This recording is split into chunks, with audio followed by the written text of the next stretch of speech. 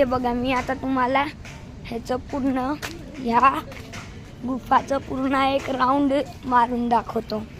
हे बघा, हा आहे पांडव लेणीच्या ट्रेकिंगचा पार्ट 4. ही पांडव लेणीची ट्रेकिंग आहे नाशिकमध्ये.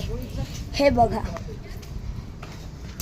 इथलं पाणी एवढं स्वच्छ आहे ना. हे आत्ताच्या टाइमावर एवढं खराब झालंय कारण बिकॉज ऑफ पॉल्युशन. जर मी पण तुमच्याशी आज्ञा करतो की कोणताही कचरा पाण्यात न टाकावा आणि डस्टबिनमध्ये टाका.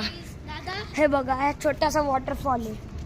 छोटा आणि मोठा वॉटरफॉल. दादा, तू काय म्हणतो आपण त्या जिन्यावर जायला पाहिजे वरती की नको?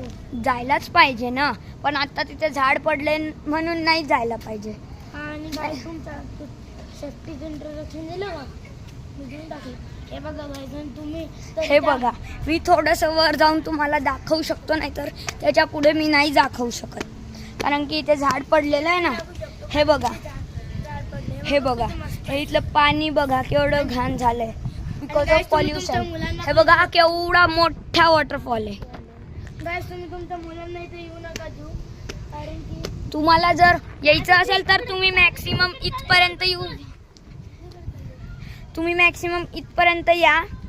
ह्याच्या पुढे नका जाऊ. आणि गाईस, जर इथे झाड नसेल पडलेलं तर तुम्ही वर जा, पण तुमच्या मुलांचा हात धरून ठेवा.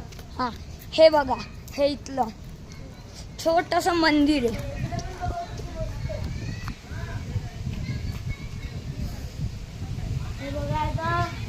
हे बघा, इथे हा छोटासा खड्डा.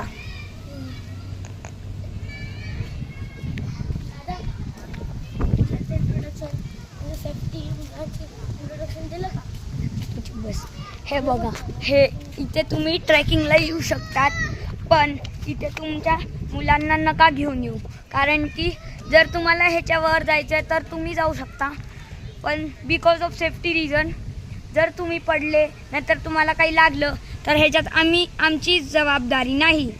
आणि आम्ही आधीच सांगतो आहे की इथे तुमच्या मुलांना नका घेऊन येऊ.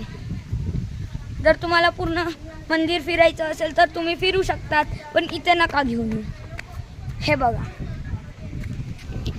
हे इथलं मस्त किल्ला आहे.